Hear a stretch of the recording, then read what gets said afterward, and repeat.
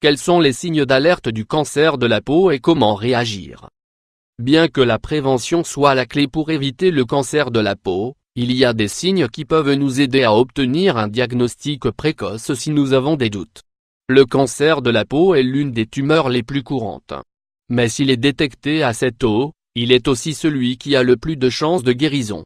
L'incidence de cette maladie grave s'est considérablement accrue ces dernières années.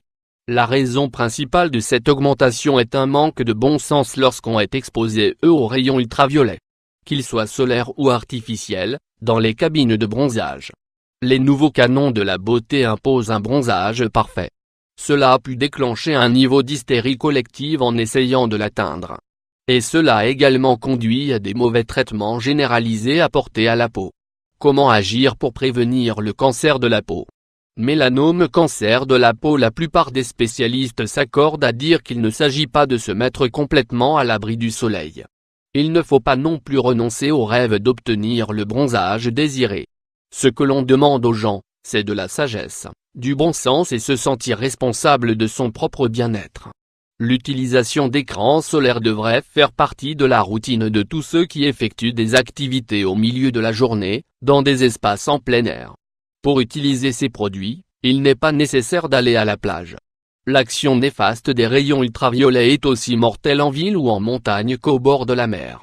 Tous les athlètes qui pratiquent à l'extérieur et au soleil devraient également prendre des mesures pour protéger la santé de leur derme afin de prévenir le cancer de la peau. C'est l'heure de la plage. Sur la plage, il faut prendre des soins extrêmes. Il est nécessaire d'appliquer des produits de protection solaire au moins 30 minutes avant l'exposition au soleil. De plus, il faut les appliquer régulièrement toutes les 2 heures. Après la sortie de l'eau ou après toute activité physique qui génère beaucoup de transpiration. Le bronzage sur les transats ne devrait pas faire partie d'une routine établie. Son utilisation excessive peut causer les mêmes problèmes que la marche au soleil au bord de la mer à midi sans utiliser d'écran solaire. C'est-à-dire, l'apparition possible d'un cancer de la peau. Les vêtements et certains accessoires, comme les chapeaux, sont tout aussi utiles pour protéger le corps de l'action directe et sans filtre des rayons ultraviolets. Grains de beauté et mélanome. Il faut garder tous les grains de beauté sur la peau sous observation constante. C'est le des moyens les plus efficaces pour détecter l'apparition possible de cette maladie. Au moindre signe de changement perceptible à l'œil nu, on doit prendre en compte tous ces signaux d'alerte. Les soins d'un médecin spécialiste sont également requis sans délai. Il ne faut pas oublier que certains mélanomes apparaissent après la croissance excessive d'une tache de rousseur. Certains des changements des grains de beauté peuvent être augmentation de la taille, forme asymétrique, bords non uniformes. Ils peuvent aussi commencer à produire des démangeaisons et des saignements. Dans certains cas, les points qui étaient unicolores, noirs ou bruns, commencent à prendre des tons rouges, bleus ou blancs. Autres signaux d'alerte. Les grains de beauté ne sont pas les seuls éléments de la peau qui nécessitent de la vigilance. Il faut également surveiller les nouvelles taches, protubérances, plaies ou changements de texture. Qu'ils soient rugueux ou extrêmement lisses au toucher.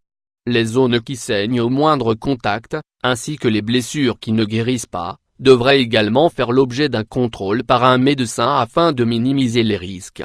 Facteurs de risque autres que les rayons UV. Facteurs de risque. L'exposition irresponsable au soleil ou l'utilisation fréquente des cabines de bronzage et des lampes de bronzage sont les principales causes du cancer de la peau.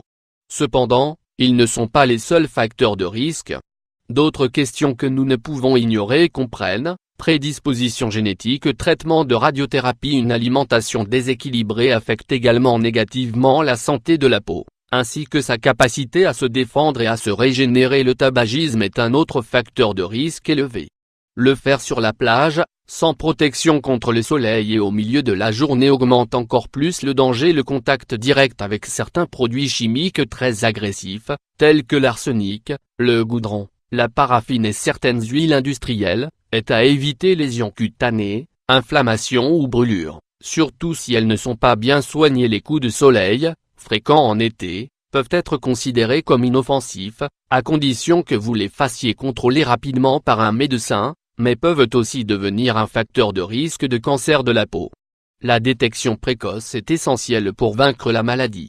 Au-delà de tout comportement paranoïaque, Il faut toujours considérer les signaux d'alerte donnés par votre peau et les traiter sans délai.